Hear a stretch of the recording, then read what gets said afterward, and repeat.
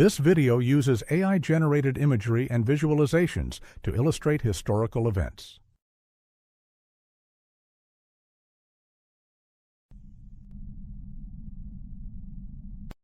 April 22, 1956, East Berlin, 2 o'clock in the morning. A Soviet repair crew is digging through wet clay near a municipal cemetery in Alt-Glienicke. The telephone cables have been shorting out for days. Too much rain, too much water in the ground. Their orders are simple. Find the fault, fix it, go home. But 2 meters down, the shovel hits something it should not. A steel wall, a sealed door, and beyond it, a tunnel. An entire secret world, humming with electricity, stretching west under the border. At 6:30 a.m., a CIA microphone concealed in the tunnel wall picks up 3 words that end everything. The cable is tapped. 11 months and 11 days. That is how long the CIA and MI6 had been listening, tapping 3 Soviet military cables that carried the most sensitive communications in the Eastern Bloc. Moscow knew about this tunnel from the very first day of planning. They had a man in the room, and they chose to say nothing.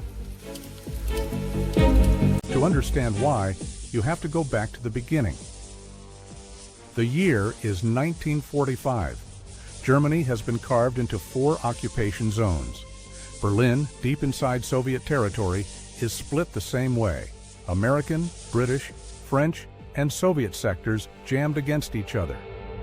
Berlin becomes, in the words of historian David Stafford, El Dorado for the intelligence services, a gap in the Iron Curtain where East and West press their ears to the same wall. By the early 1950s, the Soviets have done something that terrifies Western analysts. They have moved their most secure military communications off radio and onto buried landlines, copper cables running underground across the continent. Radio intercepts had been the West's greatest intelligence advantage since World War II. Now that advantage is gone. U.S. Chief of Staff George Marshall put it simply, "I don't care what it takes. I just want 24 hours notice of a Soviet attack." In 1952, a CIA analyst makes a discovery in captured East Berlin postal records. A thick copper cable connecting Soviet military headquarters at Karlshorst to the Red Army's German command at Wunsdorf, and it runs very close to the American sector border. The idea takes shape. What if you could go underground? What if you could dig from the American sector under the border and tap into that cable without anyone on the surface ever knowing? It was not an entirely new idea. The British had done it first, in Vienna. Under the code name Operation Silver, MI6 had already tapped Soviet cables by tunneling through the city's sewer network. Their monitoring station above was disguised as a Scottish tweed shop. Vienna proved it could be done. Now the CIA wanted to scale it up dramatically. If Vienna was Operation Silver, Berlin would be Operation Gold, a joint CIA-MI6 venture officially designated PB Jointly. And one of the men in the planning room was named George Blake. George Blake was, by all appearances, exactly the kind of officer the British Secret Intelligence Service produced. Charming, meticulous, multilingual. He had worked in the Dutch resistance as a teenager. He had survived 3 years as a prisoner of war in North Korea. But inside those North Korean prison camps, a KGB officer named Nikolai Loyenko had been watching him. And somewhere between the interrogations and the cold and the long months of captivity, George Blake decided to change sides. He would later say, "My decision to work with the Soviets had been entirely my own." The KGB gave him a code name, Diomid, Diamond, and when he returned to London in March 1953, his new handler was waiting. By the time Blake took his seat at No. 2 Carlton Gardens, London, in late 1953, taking meticulous minutes of the planning meetings for Operation Gold, every detail was flowing to Moscow within days. In January 1954, CIA Director Allen Dulles approved the operation and ordered, with characteristic caution, that as little as possible should be reduced to writing. It was too late.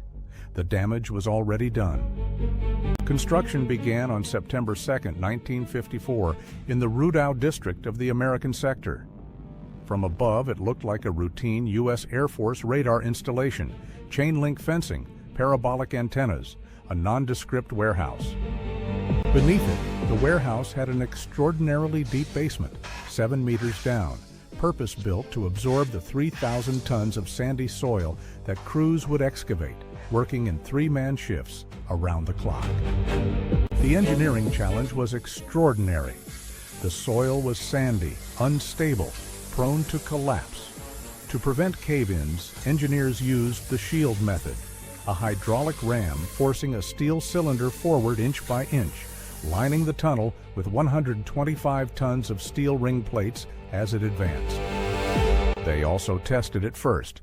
In Richmond, Virginia, engineers built a 450-foot test tunnel, identical in method, to prove the system would work before committing to the real thing beneath one of the most heavily patrolled borders in the world. By February 28, 1955, the tunnel shell was complete. 1,476 feet long, 6 feet in diameter, stretching from the American sector, under the East German border, into Alt-Glienicke, Soviet-controlled territory.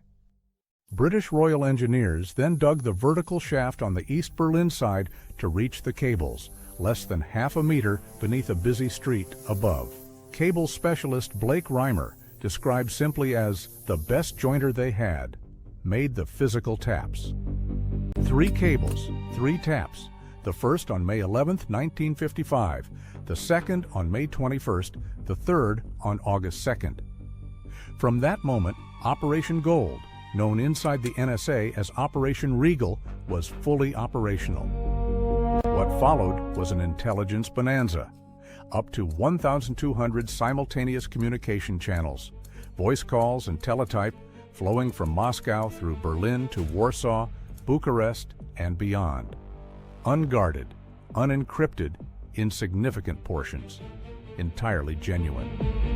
In London, 317 Russian émigrés and German linguists worked through 20,000 Soviet voice reels, transcribing 368,000 conversations.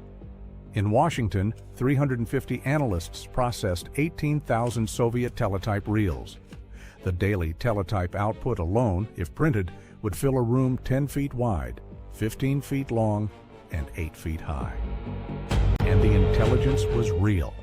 Soviet military users of the cables had not been warned. The KGB could not warn them. To do so would expose its knowledge of the tunnel, and that knowledge could only have come from one source: the man in the planning room. So the conversations flowed freely. Marshal Grechko, commander of Soviet forces in Germany, speaking openly. Soviet Air Warning Control Center coordinating defenses. Internal Warsaw Pact tensions crackling through the wires. The formation of the East German Army, discussed, planned, scheduled, intercepted in real time. The CIA's own classified history confirmed it. We have no evidence that the Soviets attempted to feed us deceptive material through this source.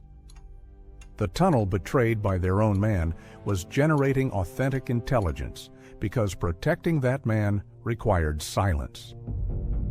Then the rains came. April 1956. An exceptionally wet spring turned Berlin's aging cable network into a system of slow failures. Somewhere in the Alt-Glienicke district, a fault developed in cable FK 150, the line connecting Moscow directly to Marshal Grechko and 4 of his generals. Communications went dark. East German post and telegraph workers were dispatched under Soviet pressure. Dig up the cable, find the fault, fix it. And among the workers present at Alt-Glienicke that night was a young East German intelligence officer named Marcus Wolf, who would one day become the most feared spy master in the Eastern Bloc. At 2 a.m. they hit steel. At 6:30 a.m., a CIA microphone still active inside the tunnel captured the moment of recognition. 3 words in German, crackling through headphones in the warehouse half a mile away in West Berlin. Das Kabel ist angezapft. The cable is tapped. What followed was an eerie kind of theater. CIA operators listened through the microphone as Soviet and East German officers explored the tap chamber, marveling at the engineering. One officer reportedly compared it to the communications center of a battleship. At 3:30 p.m., the teletype lines went silent. The tap wires had been cut. 20 minutes later, at 3:50 p.m., the microphone itself was removed. After 11 months and 11 days, Operation Gold was over. The Soviets had already planned the next move.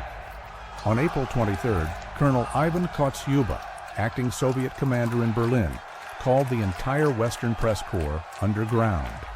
He described what they found as, and this is a direct quote, a breach of the norms of international law and a gangster act. The Soviets expected global condemnation. They got something else.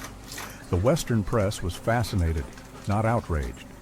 Newspapers ran photographs of the tap chamber and called it a masterpiece of engineering. The propaganda campaign backfired spectacularly. There was one more detail that the press would not understand for another 5 years. The Soviets' indignation, their outrage at Western lawlessness, was performed by people who had known about the tunnel since before the first shovel of earth was turned. The truth about George Blake emerged in January 1961. A defector, Michael Goleniewski, a senior Polish counterintelligence officer, provided information that led British investigators back to the Carlton Gardens planning meetings. Blake was confronted over 48 hours of interrogation. He denied everything until the moment investigators suggested he had been coerced during his Korean captivity. His response sealed his fate. He snapped back, "My decision to work with the Soviets had been entirely my own." Blake confessed to compromising approximately 400 Western agents. MI6's own assessment concluded that at least 40 had been executed. On May 14, 1961, he received the longest sentence in British legal history, 42 years. He served 5 years. On October 22, 1966, Blake went over the wall at Wormwood Scrubs Prison on a rope ladder made of knitting needles. An Irish writer named Sean Bourke helped him vanish into London, then smuggled him across the channel in a camper van to East Germany. George Blake lived out his days in Moscow, celebrated and decorated. Vladimir Putin awarded him the Order of Friendship. He gave interviews praising the Soviet experiment until the end. He died on December 26, 2020, aged 98. So what do we make of Operation Gold? The CIA called it one of the most valuable and daring projects ever undertaken. The NSA's internal assessment was cooler, more skeptical of whether the $6.7 million operation had delivered intelligence proportionate to its cost. The intelligence was genuine, that much is confirmed. Soviet order of battle data, nuclear energy personnel, early warning of the East German Army's formation, internal Warsaw Pact fractures, 50,000 reels, 443,000 transcribed conversations, 750 formal intelligence reports. And yet, the entire enterprise rested on a foundation that had been cracked before construction began. Every brick, every cable tap, every reel of tape, all of it was known to the enemy before a single word was intercepted. Operation Gold taught the Western intelligence community a lesson it would spend the next 4 decades trying to absorb: that no technical system, however brilliant, however expensive, however precisely engineered, is more secure than the humans who know about it. The East German government used Operation Gold as one of the justifications for building the Berlin Wall in 1961. The tunnel that was supposed to pierce the Iron Curtain had, in the end, helped forge another section of it. Today, a 12-meter section of the original tunnel is preserved at the Allied Museum in Berlin. You can stand inside it. You can look down the steel-lined throat of the Cold War's most elaborate double cross and ask yourself, who exactly was deceiving whom? Because in the end, the tunnel produced genuine intelligence. The Soviets lost real information trying to protect their mole. The CIA claimed a success that had been compromised before it began. And the mole lived to 98, decorated by a Russian president in a Moscow apartment, unrepentant. If you enjoyed this video, please like, subscribe, and let me know what Cold War